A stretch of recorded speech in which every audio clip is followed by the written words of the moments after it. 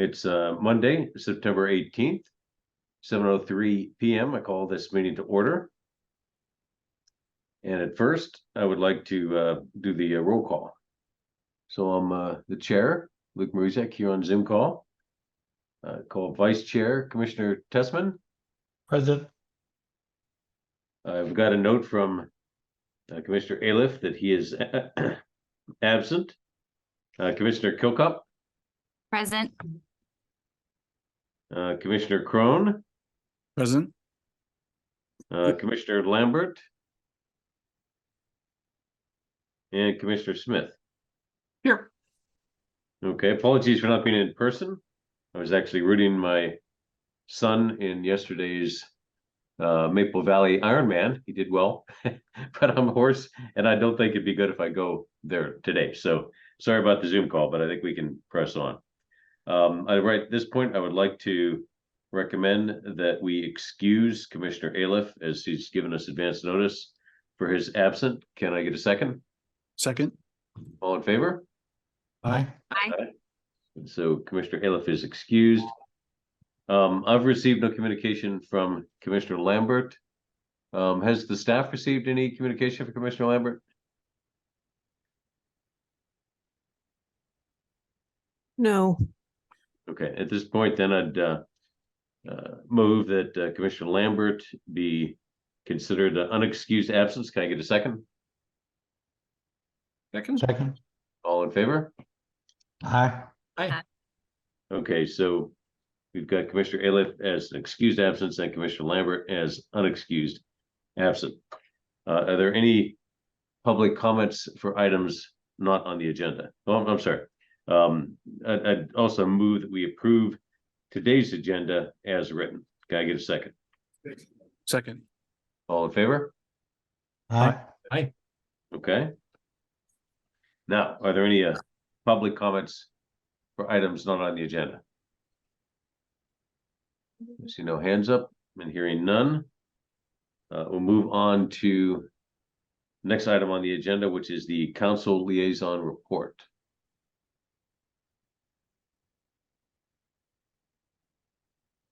Greetings, commissioners. We actually did not hold a council meeting last week, so I don't have much to report other than the very good news that all the chaos of the Snoqualmie Parkway repaving is done, apart from the restriping, which they have to wait about 30 days or so for the pavement to cure before they can do it, or else there are oils that interact with the wire-based paints that cause problems. Oils and paints don't tend to mix very well. So they have to wait for it to cure, and then they can do the painting.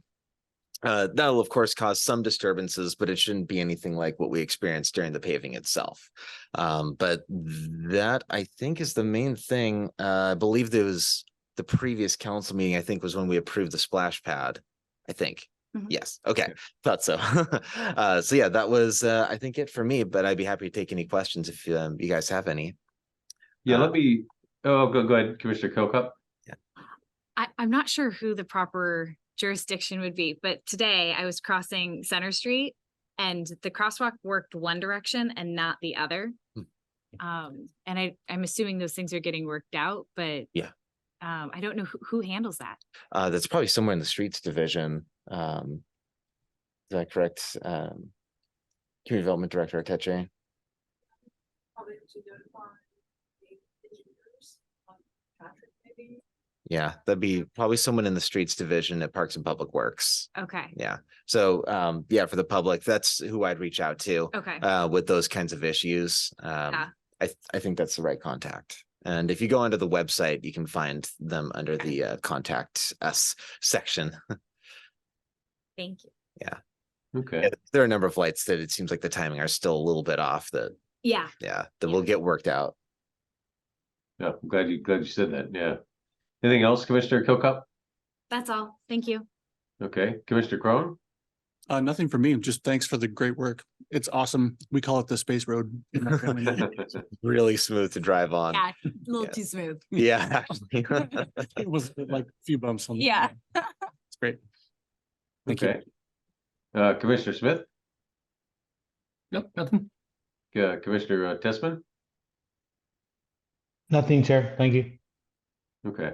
I just wanted to have a follow-up question on what you'd briefed at the last planning commission, and there actually was a Snoqualmie Valley paper article that I noticed about the Railway Museum on what used to be the tree farm. The paper was interesting. It talked about a benefactor, working to do that like you had briefed, but it said the council unanimously voted to postpone it for 6 months, and then gave a quote that indicated that why the tribe was was unhappy. And so a couple questions. One, do we have a record of the tribe's legend so we understand what they view as sacred areas and what are not? I'm just curious, is there something written or something that that we could refer to? Because it certainly caught me by surprise that area would be a sacred area, and I think perhaps you guys as well. Yeah, so the council did meet with the tribe a couple of weeks ago on a Friday, and they shared how that particular spot is very close to, it's just across Highway 202 from a particular site called, I hope I get the number right, I believe it's Two Sisters Return. Right. Be correct if I've got the number wrong. I think it's Two Sisters Return, and that there's a whole legend around that. So you can find that legend online. I'm not sure where else it has been recorded. One of the things that the Railway Museum is interested in, and the Miniature Museum is interested in, is having some way of showing the record of the importance of the area to the tribe, and perhaps something about the relationship between the railroad and Native Americans as a whole, to kind of honor that history. That is rife with all kinds of challenges. So that's one of the things that they're working out. As far as the postponement, I believe that it's technically 3 months based on the MOU that we have with the Miniature Train Museum. But that after the 3 months, we could extend it for another 3 months. So I believe that that's what we could commit to. I don't think that we actually committed to the 6 months, which is what the tribe had requested. Okay. But that's mostly like the weeds of the contract that we're working under, or MOU, Okay. say. So you don't believe this is a brick wall, but you're just negotiating how to do this in a respectful manner. Is that correct? Right. Yes, exactly. I think that some people have a perception that that this was kind of being rammed through, and we as a council like, no, we're not trying to ram anything through. It's that this proposal was put before us, and we are happy to get all sorts of public input, and the tribe, of course, is a particularly valued member of the wider community, and we think that as a council that they should be fully included in all the conversations that are happening, and they should feel like they're being respected. Okay, good. And the benefactor is fine with the delay? That's something that the city administration is working out the details of. I'm not privy to those conversations exactly. So I'm not going to. I mean, putting on the spot. I just Exactly. There's a whole article. Speak for them. Yeah, for the developer. Yeah, I don't know how they feel about the whole thing. I just know how the council felt. And I definitely don't want to speak for the tribe. I can only speak for what they shared. Right. Yeah, I was just wanted to detail on that article because okay. That's all I have. Yeah. All right. Thank you. Thank you. Councilmember Johnson. Okay, the next is to approve minutes dated September 5th, 2023. And I just wanted to point out that on one of the planning commissioner interests, it talked about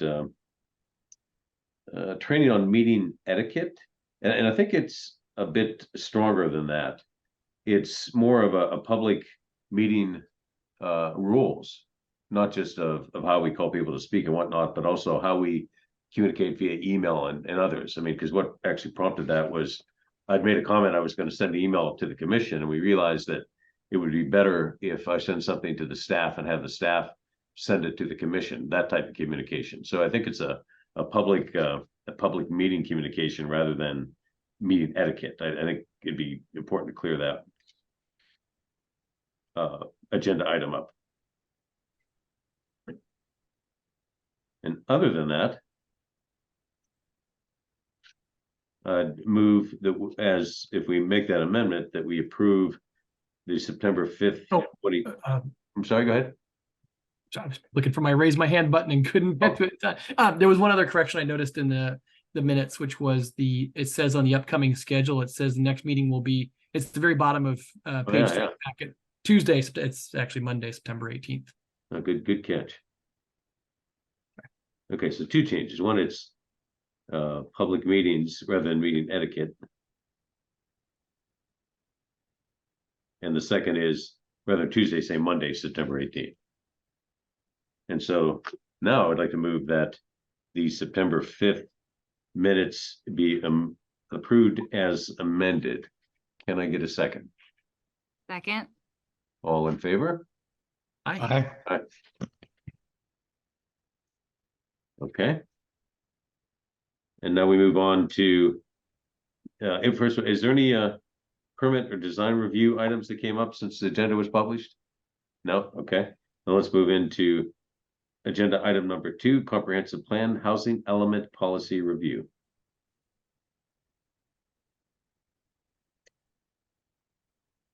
Good evening, planning commissioners. Emily Arteche, Community Development Director. We have our land use consultant, Joel from LDC online to guide us through the remaining draft goals and policies for housing. Are you there, Joel? Yeah, thank you, Director Emily Artiche.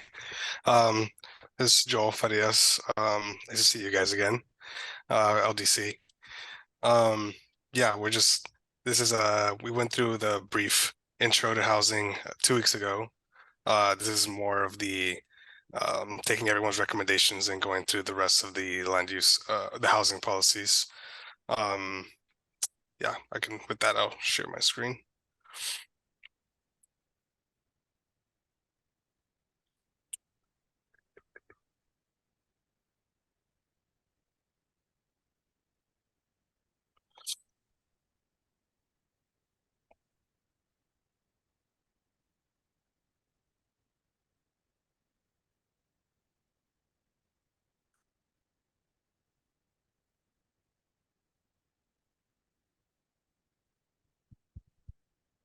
Okay, can you guys see just the slides, or do you guys see everything?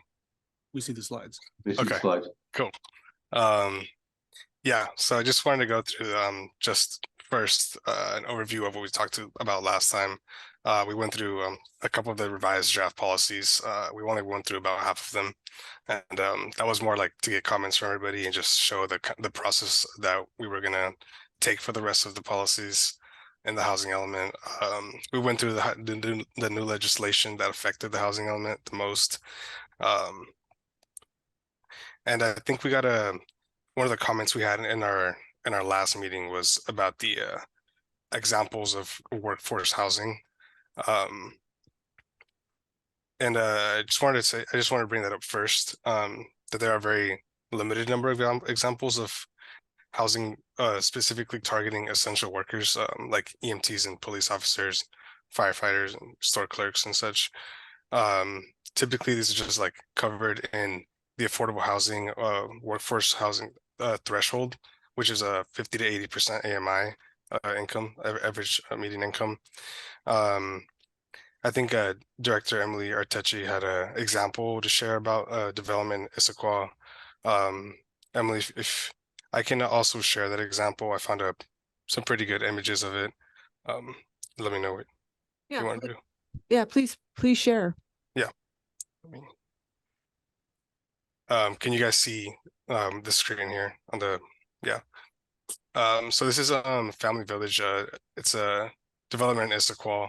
Specifically, it's for affordable housing development, targeting the 50 to 80% AMI. This would be regarded as workforce housing in the city, since it targets people that would make enough money that just work in the city, don't commute out. So yeah, they have it's really pretty.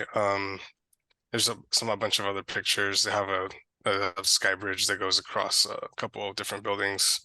Um, just as an example of what that would look like, kind of like a smaller like neighborhood, has like parks and stuff. So yeah, there's also another example that I wanted to share called the HUD Good Neighbor Next Door program. I don't know if anyone's heard of that before. But this actually does target specifically law enforcement officers, teachers from pre-K to 12th grade, firefighters and emergency medical technicians. And the program is pretty much that you can get half off the price of a house that the program controls, and this is a national program. But you have to promise to live in that city for 3 years and in that house and work in that city for 3 years. And there's like, obviously there's a very long wait list for this. There's not very many developers that are willing to create housing just to put it into a program like this. But I thought it was a pretty cool program. I just wanted to share about that. We talked about kind of examples of last time. Yeah, with that, I'll take it back. This is a good example. I mean, it's a really good example. Yeah. Is there, I'm curious, is there something legally that we can do in our plan I think to include this? I mean, this could be something that could be talked about in the implementation section of the comprehensive plan, which I'm going to talk about later in these slides. But we can definitely I can talk to the staff and we can work towards trying to put a policy in place where we can try to incentivize creating what's called revitalization areas. That's what the program calls the areas that they own, that they make available for that.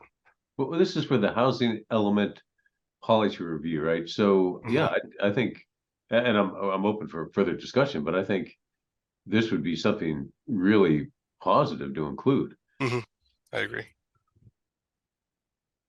Any other comments on that?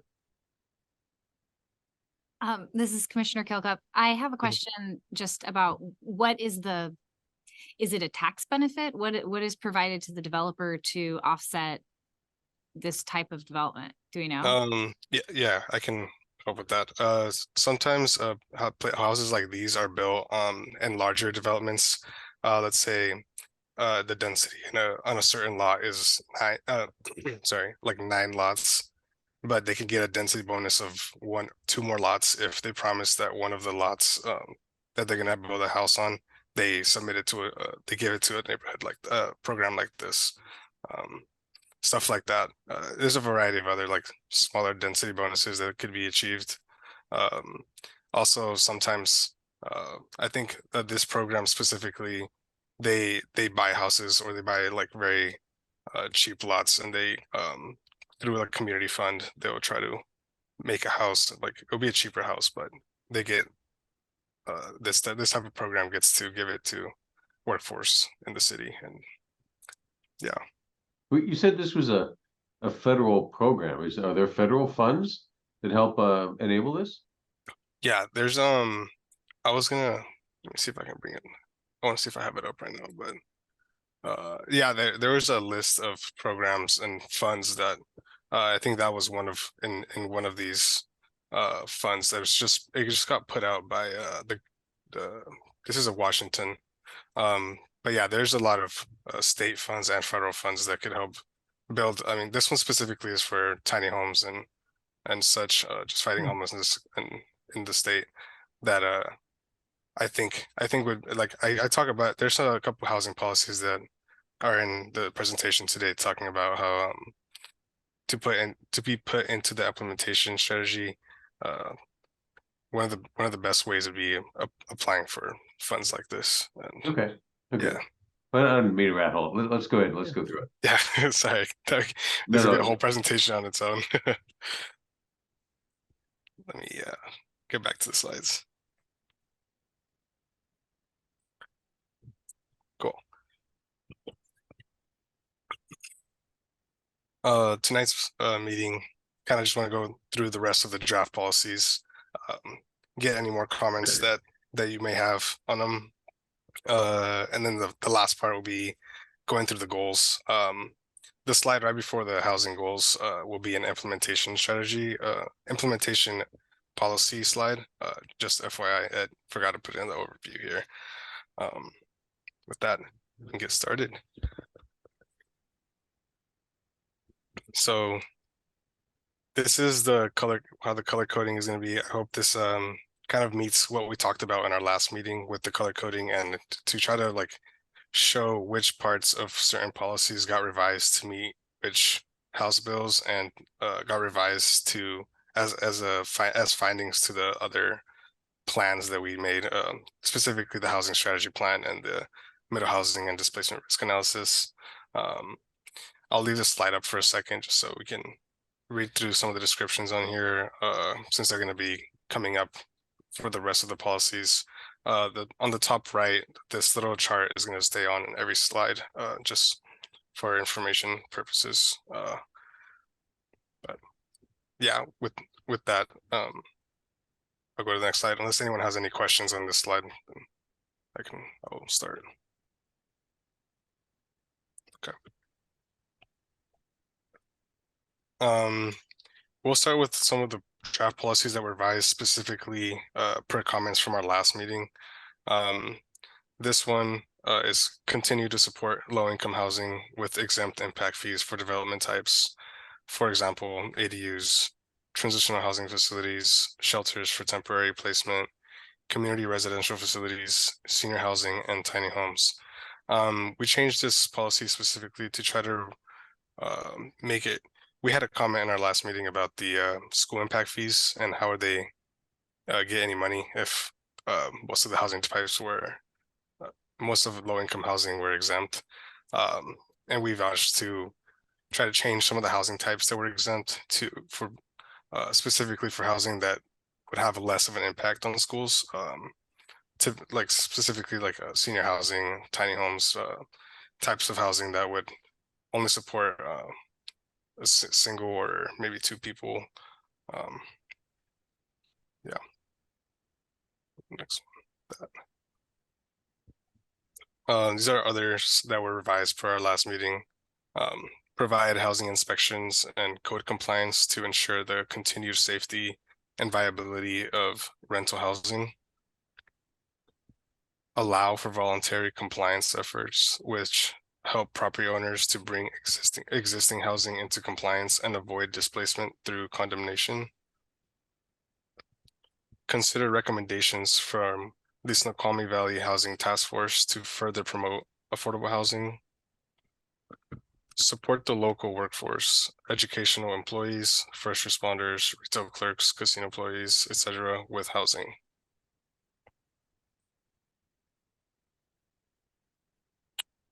And these are policies that, well, a lot of these we didn't go through in our last meeting, but these will be, a lot of these will be new.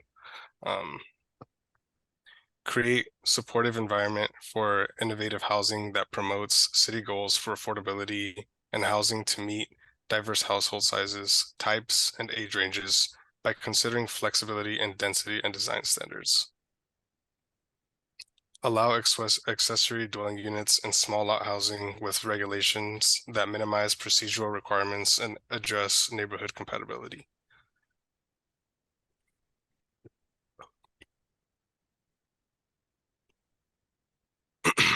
In residential areas with alley access, incentivize and allow for small lot and cottage housing subject to regulations to address issues of neighborhood compatibility. Support the siting and operating of emergency, transitional, and permanent supportive housing, and ensure that sufficient land is zoned to allow their location near shops, services, and transit, prioritizing locations near historically underserved populations. Allow and encourage a range of housing types for seniors, such as independent living, various degrees of assisted living, and skilled nursing care facilities to increase opportunities for seniors to live in accessible housing with nearby services. Consider allowing more senior housing in the city where appropriate with existing incentives. Joel, if we could just pause for a second, just to Yeah. make sure folks have a chance to gather any kind of thoughts up. For sure. Yeah, again, if there's any questions, you can just tell me to pause, just Well, like let me, yeah, I mean, direct there. since you have paused, I mean, I do appreciate the color codes. I do appreciate the tying those things to specifics, the way you do that. So, I mean, that's one thing. The other thing is, I mean, we don't have a lot of additional space for builds. So Mhm. all of this appears to be either, massive renovations like brownfield or greenfield type of builds, of which I don't think there's not a huge amount of space, or some, but not a huge amount of space for that. So I'm curious, is there any aspect that will impact changes with existing areas? Or is it all pretty much, like I said, brownfield where having some destruction and rebuilds on places, or greenfield? Yeah, I think this is ties into a lot of how housing and land use build off of each other, because that is more of like a land use subject to take on. And then then housing would come after the land use changes. But I don't think I have a better answer than that, honestly. Well, let me try to put a fine point on it. And again, I Mhm. don't want to rattle this, but I did want to ask the question. Yeah. So we've got panorama apartments, for instance, Yeah. that were set up as affordable, and whether they worked or not is one thing. But is it possible, or Echo Ridge would be another one? Is it possible to designate some of those as within these programs? Is it possible to have some existing built stuff and put it into a program that is just having effect now, or does it have to be something that's either, like I said, new builds or new renovations? Totally. That's a really good question. Uh, And I can find a lot more specific. Was someone going to say something? Sorry. Oh, I was just going to interject that Mm. just a question maybe on that question. Are you asking Commissioner Maruziak if existing structures could be converted into affordable housing, or if some affordable housing that exists today could be modified to include additional AMIs? Kind of both.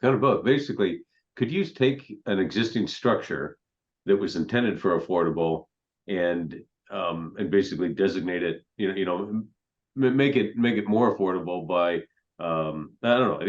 Let's just take if you took some city funds or some federal funds or a grant, he says, I'm going to take 4 of the panorama apartments that are vacant, and I'm going to go ahead and grab those from the city, have a long-term lease on these 4 apartments, and we're going to use those for this category of income. I mean, can you do that with something that's already built? Yes, I already asked that question, and Panorama actually said, yes, we will convert, units that are right now considered available and affordable at 50 to 80, and we will convert others if you'd like it, City of Snoqualmie, to 30 to 50, for example. Yes, they will do that. And yes, we could take existing structures right now that are market rate, and we could target those for affordable housing. Okay. That answers my question. Yeah. Okay. Thank you. Yeah, Any other questions while we're at a pause? Well, I was just wondering, do you want to see a policy around that? Well, not at this point. I just wanted to know that, because it seemed like we were talking about new builds, and I just wanted to understand that that we were also talking about existing structures. that could be an easy just a language change in here to include it, like whenever we talk about new housing types or new development, can talk about consider redevelopment as well, redesignations and Yeah, redevelopment or redesignation. Thank you. Chair, can I ask a question of staff? Yes, go ahead. Oh, thank you. I was wondering about Echo Ridge. So that is the Those are the apartments that are near center. They're kind of off to the sides. Are any of those affordable housing units, or are they all market rate right now? So they are all market rate. Okay. Could I ask a question on the panorama? Who owns that?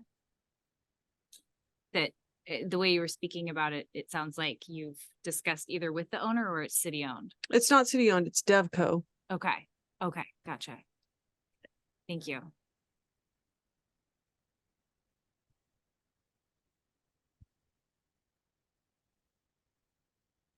Okay. Cool. Yeah, I'll probably just pause after like another 2 slides so we can get any more. I think that's a good discussion. Getting to the next slide here. Cool. Support the development of rental apartments in locations that encourage a healthy lifestyle and are appropriate for families with children, including the provision of services, recreation, and other amenities. And this is a good place where we can encourage the development or redevelopment of structures that encourage the same type of lifestyle. Can add that as a note. Okay. Work towards meeting the targets established and defined in the county-wide planning policies for moderate, low, very low, and extremely low income housing as a percentage of projected overall household inventory. Work with the community to plan for, create, and retain affordable housing. Apply for housing funds available to assist in the development or improvement of affordable housing. And to the maximum extent feasible, require affordable housing to be provided in new mixed-use, planned residential, and innovative development district projects that include an appropriate mix of rental and owner-occupied units that are made available to people with low, very low, and extremely low incomes.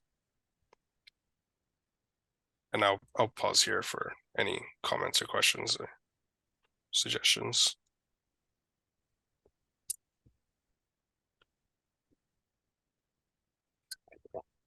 Any comments? This is Commissioner Kelcup. That last bullet threw me off a little bit. Mhm. The mix of rental and owner occupied units.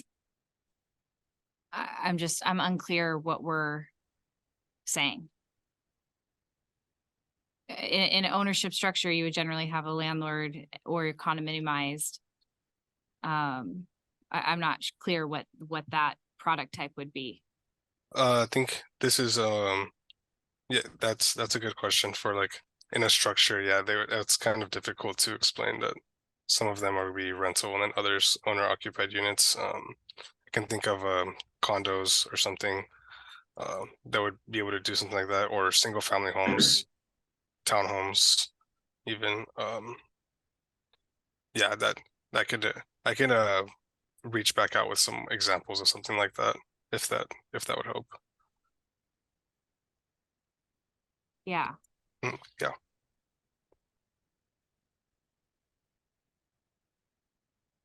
Can you remind me also what the low, very low, and extremely low income brackets are?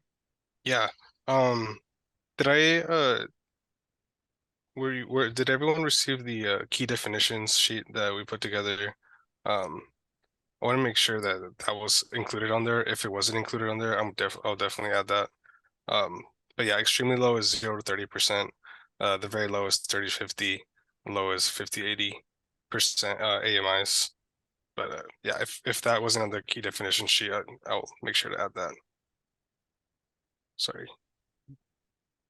This is Commissioner Cronin. It looks like just very low is missing from, but otherwise the definitions were included on page 6. Okay, thank you. Yeah, I'll add that in.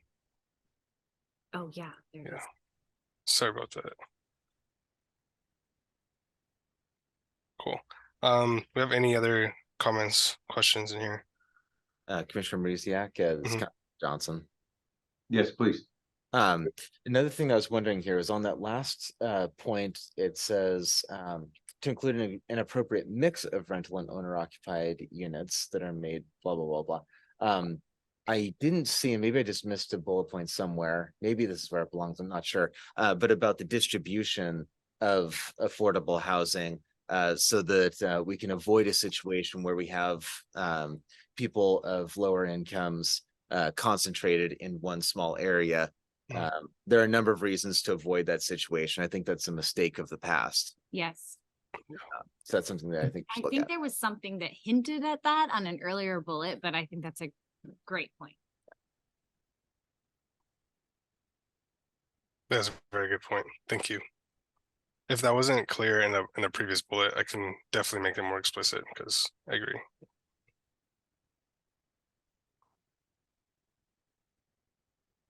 Great. Do we have any other comments on this, the last two slides? Well, yeah, so we're gonna say redevelopment on the third bullet. And I mean, Councilmember Johnson brought up about Echo Ridge. I mean, would it be possible if the funds were available for the city to long-term lease 4 units of Echo Ridge so that they'd be made available to first responders at low cost, right? And then basically the city would manage it, or a designee of the city would manage it. I mean, would that be a possible thing? Yeah, definitely. Okay. Yeah, and there's another there's a bullet point coming up if it hasn't passed yet about community land trusts. That kind of sounds like what you're talking about.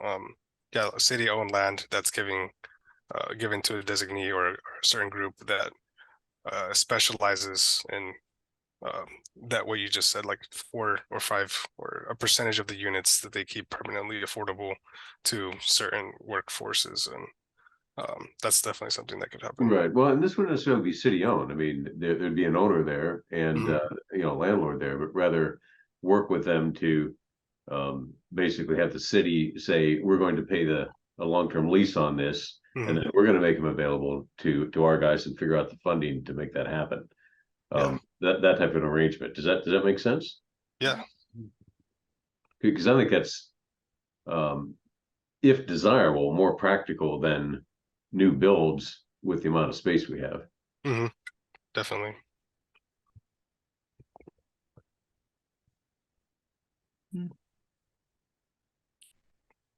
Me to the next slide. Offer strategies and mechanisms such as density bonuses and, where allowed by law, tax waivers and relief from development fees to encourage low, very low, and extremely low income housing development. There's a good place for redevelopment as well. Second one on here is kind of what I brought up in earlier.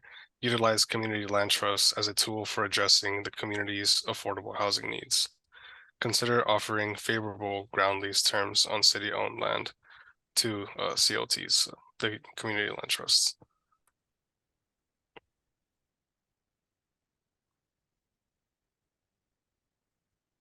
Yeah, I'm sorry, I was just writing down that should add redevelopable here. So next slide. This brings us into our sustainable design and construction section.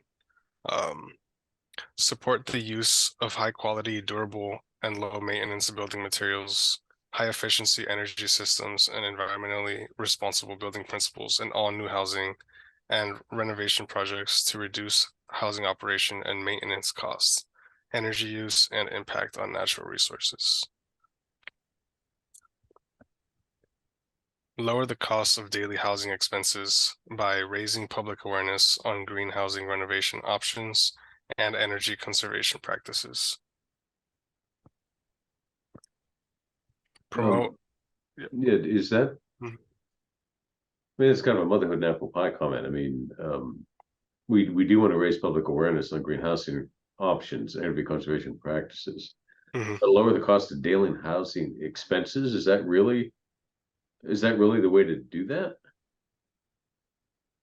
I think the idea behind this is kind of like, raising public awareness of, your water usage and just stuff like that.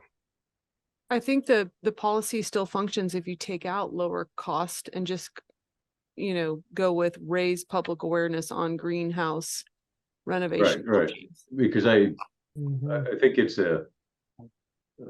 not a bait and switch. I think it's a mischaracterization to say that that's going to lower cost of daily housing expenses. Hmm. That was a good point.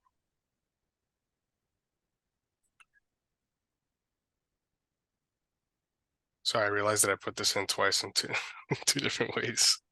Yeah, I think that might have just been my mistake. The last one here is consider keeping short subdivisions and small redevelopments more affordable by providing alternative streetscape improvement, open space, and recreation amenities requirements. I can pause here and if you have any comments on the last two slides. This is Commissioner Kilcup. I have a question Mhm. on the second bullet. Yeah. Could we add something to that about raising the public awareness of any tax credits available? Oh, yeah, for sure. Yeah. Yeah, if there were lower costs, that's where they come from. Always. So the second and third bullets are duplicative of each other. Yeah, that was my mistake.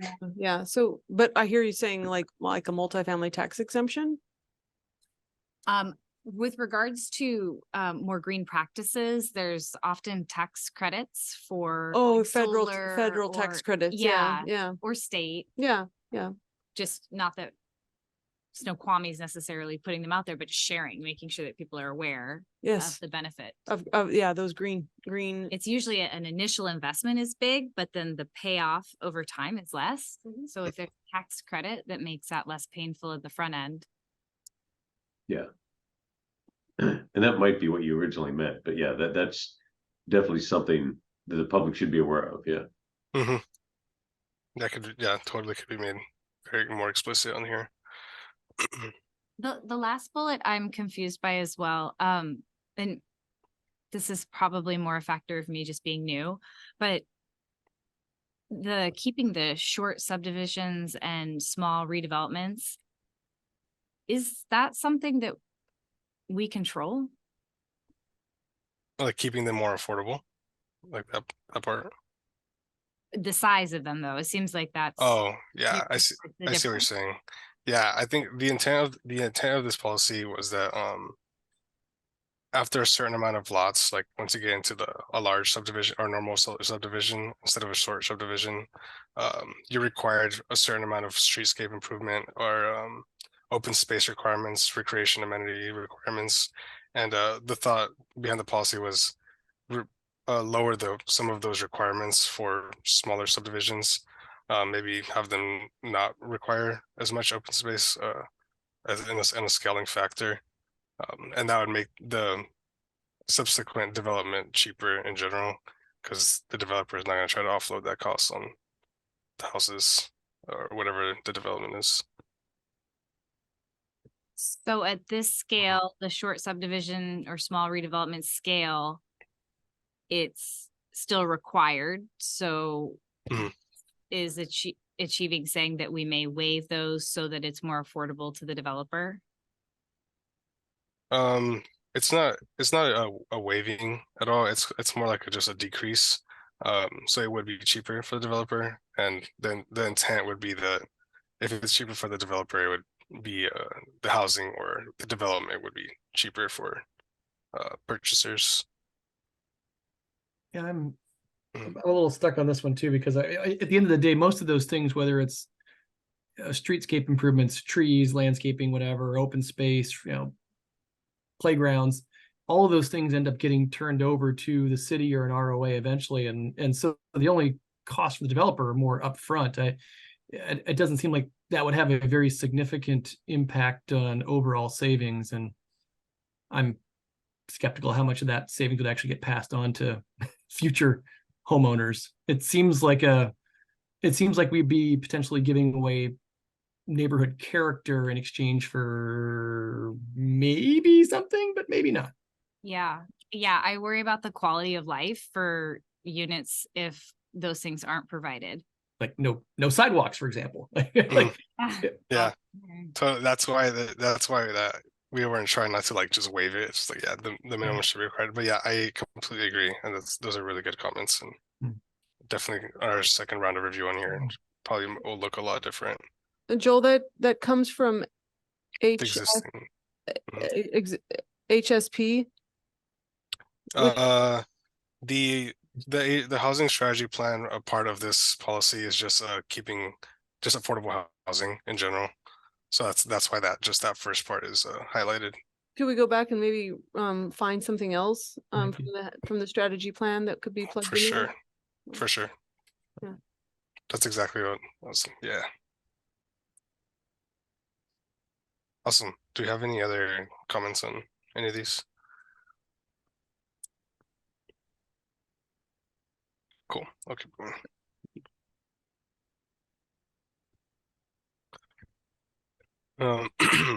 Consider exempting affordable housing types from FAR regulations and adding a minimum density where those housing types are allowed.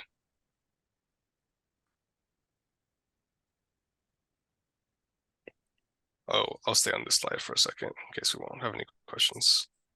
Floor area ratio, is that what we're talking about here? Yeah, floor area ratio. Do we want to spell that out? For sure. Primarily for reading. Well, it's just for the general public. Oh, you know, probably and- spell it out, yeah. For sure. That might not even solve the problem. And may I ask a question on this? So the question, I agree with keeping the FAR or affordable housing components exempt from the FAR.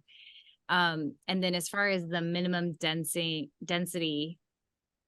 is that just about directing where those higher density developments are happening? Yeah, I mean that's one of the ways it could be implemented. One of the intents, kind of like keeping a minimum density where in certain zones, areas, and this might be more of a implementation policy. Maybe something Emily and I talk about. Yeah, it very likely could go to implementation, which is another section of the Okay. rewrite of the comprehensive plan. And that's actually why it's back here, because the next slide is the implementation policies, which will get reviewed separately. Yeah, let's start there. This is Can I just mention something on that as well? Yeah, Yes, totally. slide. Thanks. If you go back to there we go. Yeah, I'm curious on that idea about having a minimum density for affordable housing, and how that's applicable to the city of Snoqualmie, in that we pretty much have one density all over the city. We're pretty much all the same density. So I feel like at a larger scale at King County, that can make a lot of sense, where you have some areas where, you have one house on 10 acres. Okay, requiring that 10 acres has the one house to be 1/4 affordable housing. Okay, I'm not sure how that works. Yeah. And Mhm. you're gonna have 10 lots on a a couple of square miles. I just don't know how that works. But for our city, I just don't know if that's really applicable Yeah. to have as a requirement. That's what I'm questioning. Yeah. Thank you.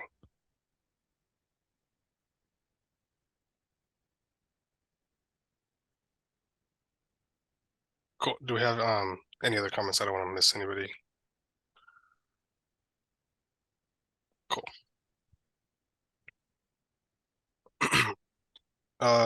Yeah, these are implementation policies that we're recommending to be in the implementation chapter of the comp plan.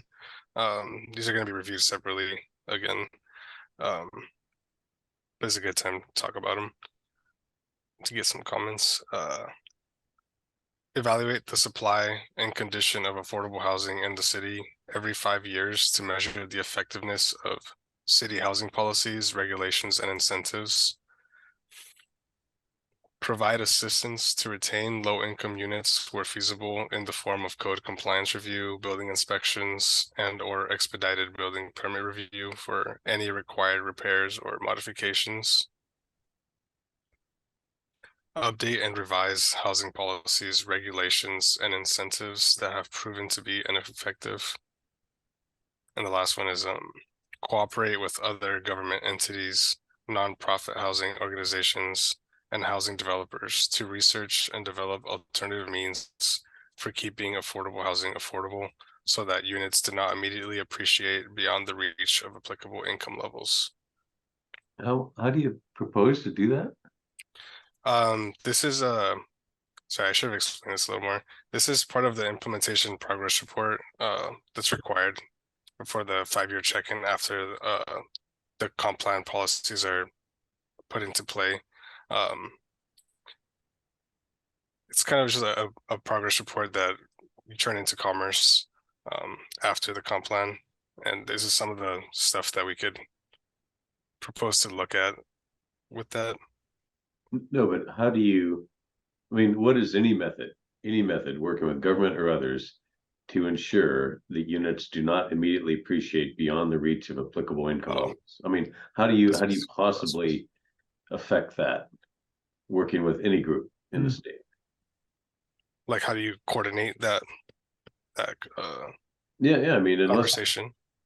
yeah, I mean, for a city our size, we're not, I mean, maybe you have to talk about it bigger, but nonetheless, you've got housing shortages, pretty dramatic shortages in areas, and you've got dramatic shortages of, affordable housing. So again, I don't know. I mean, you could build a very small, tiny house somewhere, and it still could appreciate, up to beyond the 30% to 50%. Just to do it.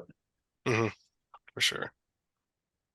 Well, one step that we're taking right now is to identify residential targeted areas for multifamily tax exemptions, so that the units in these developments stay affordable upward of 50 years.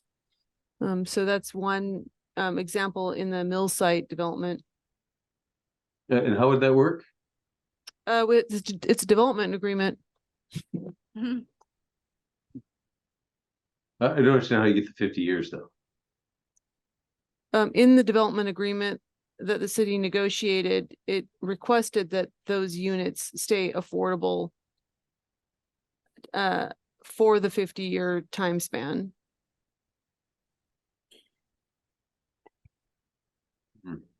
Hmm. Even though the tax exemption could possibly end after 12 years with one renewal for another 12 years.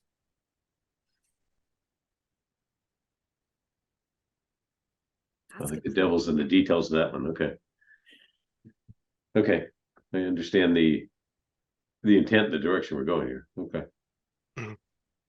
I do agree with your point about appreciation, though. I mean, that really is kind of outside of our scope. We don't control economies.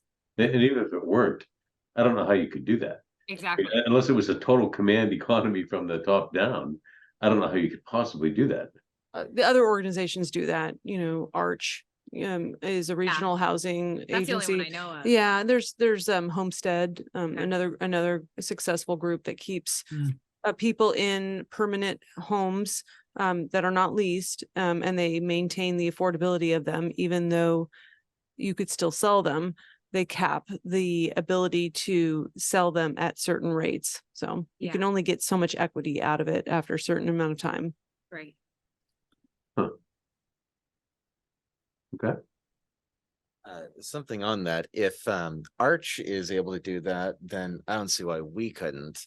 There have been developments in the city, I live across the street from one, that when they were first developed and built, they were restricted in terms of how much they could cost. However, as soon as it was sold, then that restriction was immediately null and void. Right. So people would buy the house at a very low cost if they qualified. And then quite reasonably, as good economists, they realized, oh, wow, I'm sitting on a gold mine, and they flipped it. I mean, why wouldn't you if you're the homeowner? So if Arch can put in those kinds of restrictions that you can't just flip the house, then I don't see why we couldn't do that as well for various houses. We can't go backwards and do that to someone, but with a new development, perhaps we could. Isn't there something that is attached to the deed to actually fix that?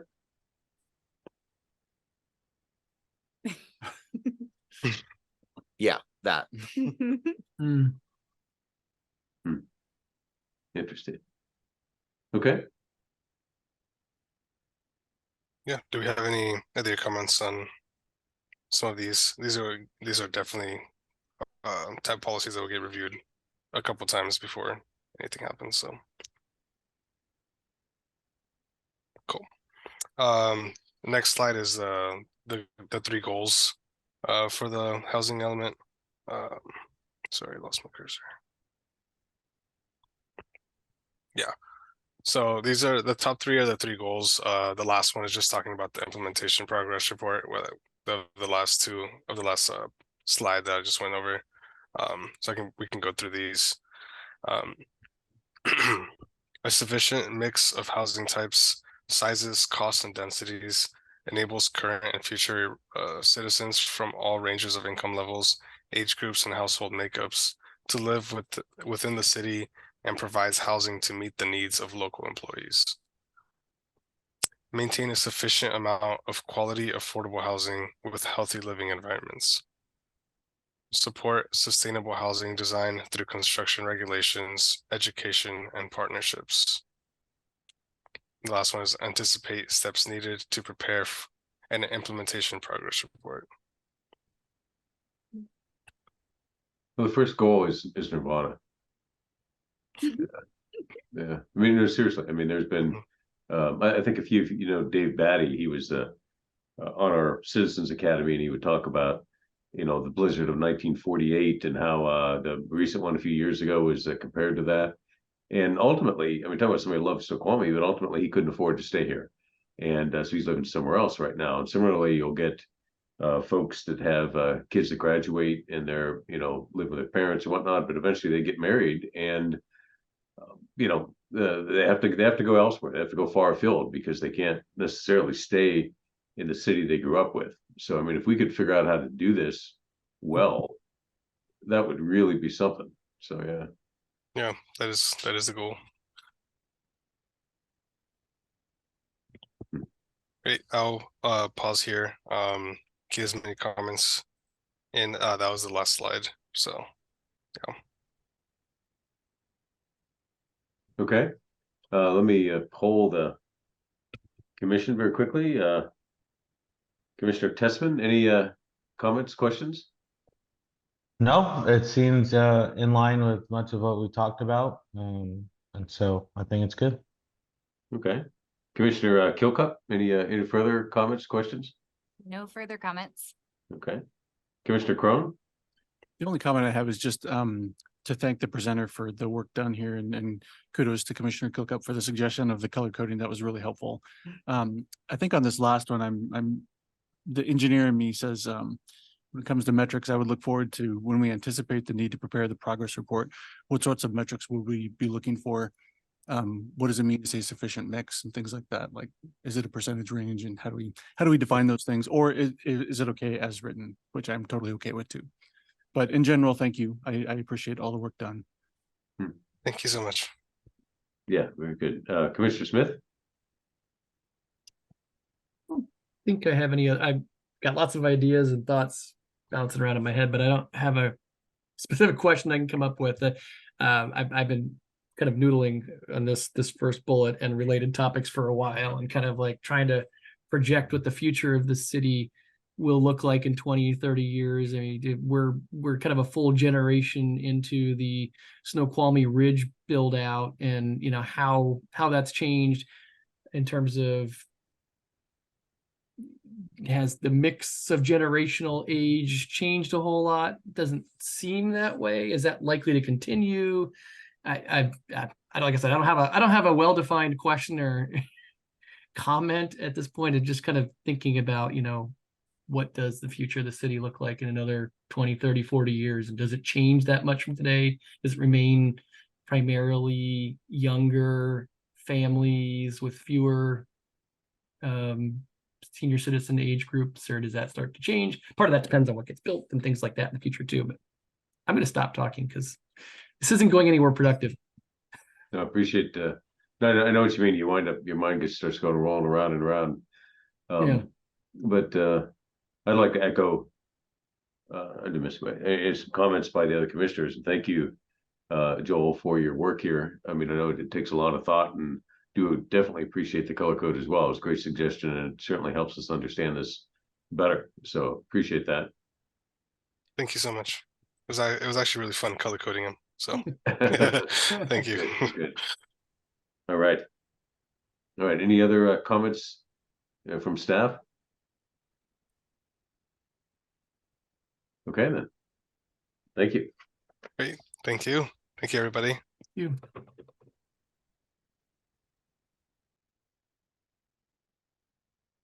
Okay, now we move on to other business items of planning commissioner interest.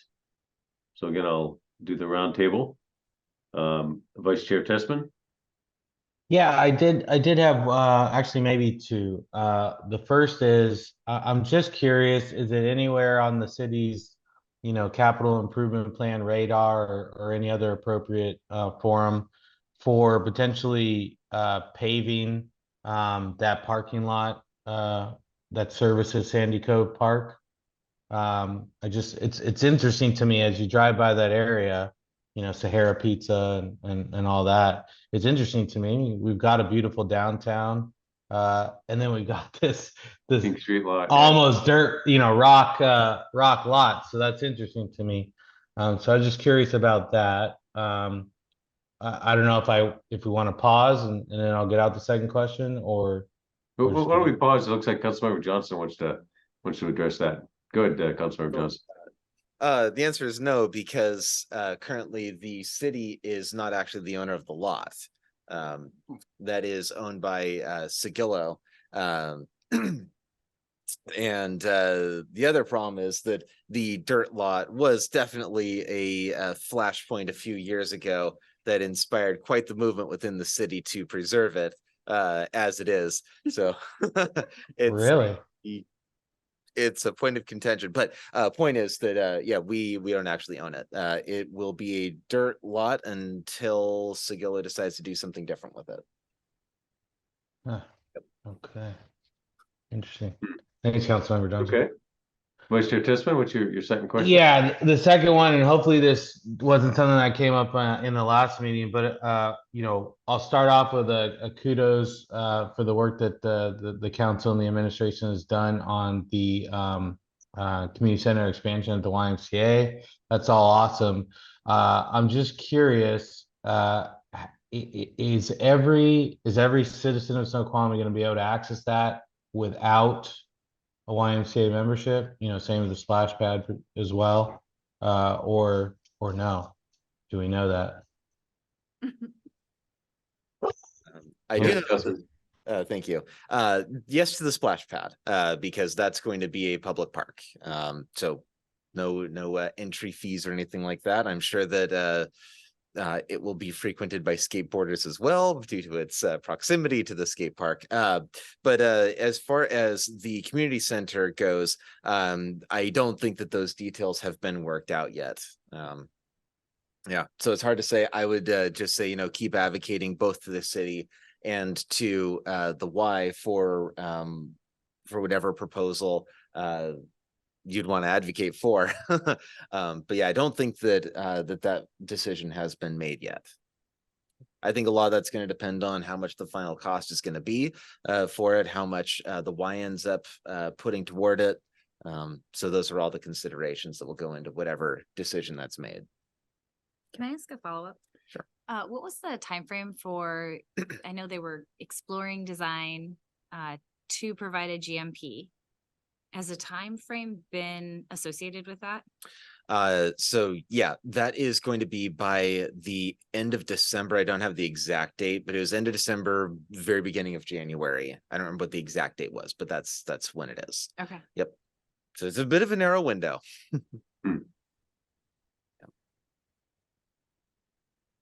Thank you. Okay. That's all I have, Chair. Anything Thank you. else, Vice Chair Tissman? No, thank you. Okay, Commissioner Kilcup? Nothing further. Okay, Commissioner Crone? Nothing for me. Thank you.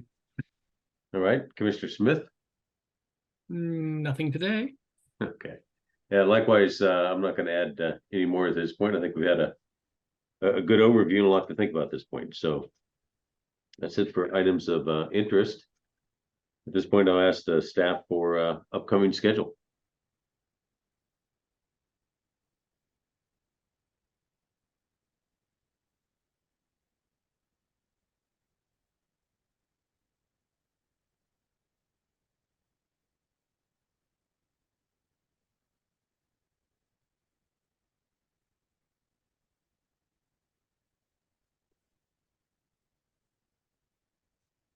Hello, here is the upcoming schedule that was just updated.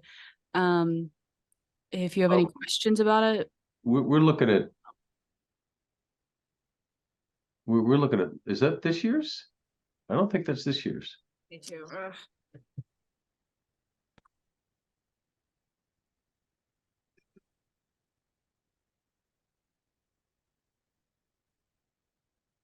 Maybe another page.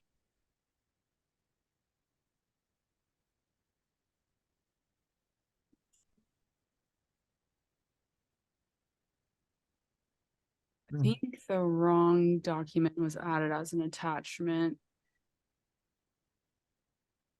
Here, 1 second. Let me stop sharing and then see if I can find the appropriate one in the file folder. Okay.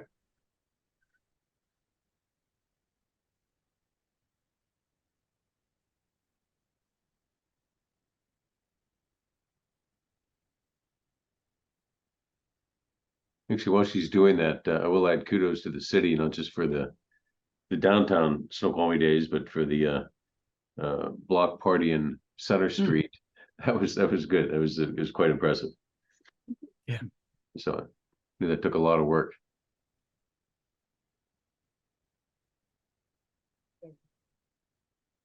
I'm sorry, but we do not currently have an up-to-date one. Okay, so why don't we just kind of discuss about what we have next with the comp plan in general. I mean, what's the next steps with the housing elements, for instance? Once the housing element is like up to satisfaction of the commission, a recommendation will be made to Community Development Committee. Kind of like what we just did with the land use. Okay. And what comes after the housing? Do we have another one? Huh? Transportation will also be coming through Planning Commission, which that is coming up next week, actually.